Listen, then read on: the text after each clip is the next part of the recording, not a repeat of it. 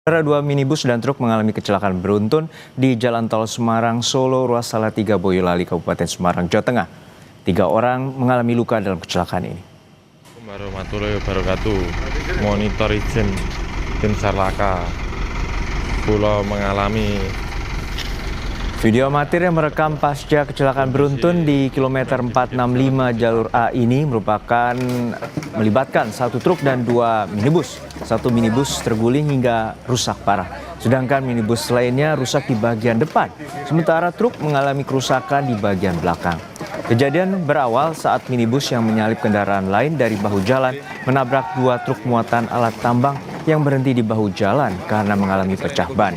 Minibus selalu terguling ke kanan jalan dan ditabrak minibus lainnya.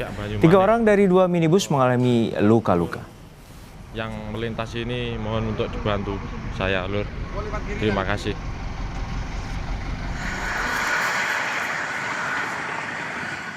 Fortuner 2 orang, terus Avanza-nya 1 itu tadi. Update 2 kendaraan. Oke, soalnya saya masih pusing tadi.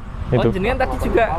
Iya, kronologinya teman saya mengalami pecah ban, Mas. Terus saya untuk parkir di belakangnya untuk memberikan rambu-rambu lampu saya nyalakan.